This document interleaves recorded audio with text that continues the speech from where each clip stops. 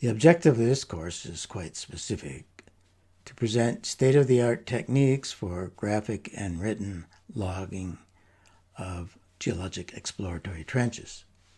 Exploratory trenches are excavated and studied at great expense.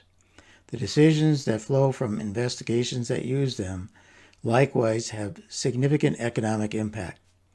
Because these geologic explorations are performed so near the surface of the earth, they invariably encounter materials that have undergone pedogenesis, that is, soil development.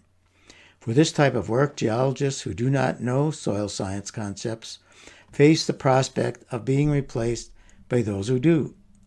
What seems to be a bewildering, dirty mess to the untrained eye can become a fascinating evolutionary sequence to the trained observer.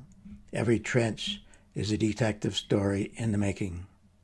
This course will not make you a professional soil stratigrapher, but it will help you appreciate both the simplicity and the complexity of soil development. In addition to my notebook outlining the course, we will use the short text Soils as a Tool for Applied Quaternary Geology. This little booklet, more than any other, summarizes and reviews the field nicely in less than a day of reading. My discussion of the fundamentals mentioned in these texts must necessarily be short. Mostly, I will omit discussion of topics that have no application to soil descriptions or trench logs. The course consists of 6 lectures, about an hour long for each one. The first one is the shortest, but one of the most important. It's about theory. CT-POT, the factors of soil formation. Soil science theory has seen little change since Yenny's 1941 classic, The Factors of Soil Formation. I will give a little philosophical twist to this subject by overemphasizing the effect of water. There's an obvious reason for soil scientists to describe trenches from the top down, while geologists describe them from the bottom up. By definition, rocks and minerals near the surface of the earth are out of thermodynamic equilibrium. The construction of soils requires the destruction of rock. Water is the accomplice.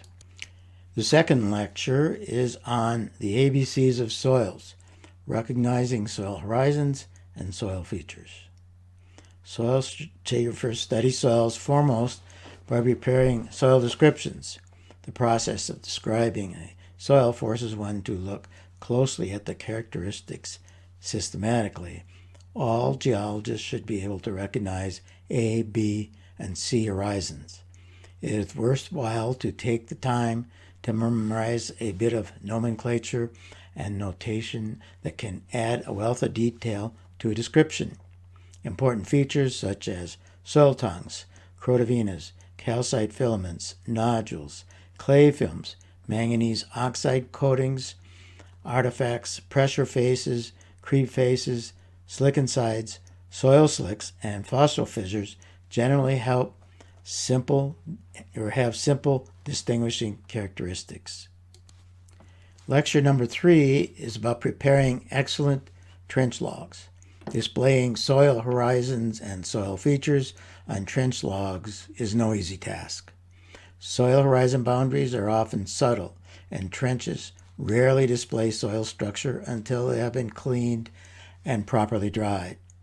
Nevertheless, certain characteristics such as texture, color, structure, clay film development, calcite deposition, and special features must be shown.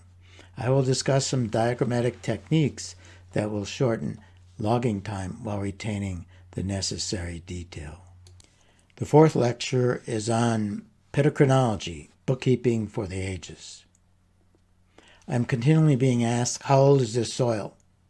My approach uses a bookkeeping system that clearly notes the estimated time of origination, that is T sub 0, time of burial, T sub B, and development time, T sub D, for each soil or paleosol, paleosol being a buried fossil soil.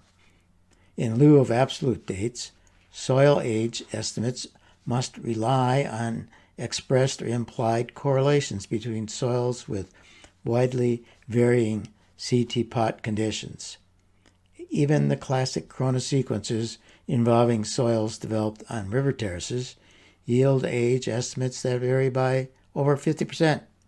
Nevertheless, accuracy of that sort is often sufficient when absolute dates are not available. Lecture 5 is on laboratory methods for pedochronology. There are several absolute dating methods applicable to soils, but all must be used with extreme care. All are expensive. A handful of charcoal can be dated for $375. A thumbnail full can be dated for $595, while a uranium thorium date on a calcite nodule can cost $1,000. Turnaround times can be 14 to 30 days. The queue for OSL dates can be as much as 6 months long. Fortunately, 3-day rush orders for C14 terminations are available, but they can cost up to 3 times the usual price. I will discuss proper sampling techniques, how to distinguish between charcoal and manganese oxide, and how to apply MRT dates. Other laboratory methods, in particular particle size distribution and clay mineralogy, serve to establish the nature of the parent material and changes wrought by pedogenesis. Finally, I will present my extensively illustrated talk on what faults do to soils, what soils do to faults. Here I discuss the specific application of soil science techniques to common problems confronted by engineering geologists. It is my hope that this course will stimulate each of you to include improved soil stratigraphic techniques in your near-surface explorations. If our trench logs capture just a bit more of the wealth of information that soils afford, then the time spent in this course will have been justified.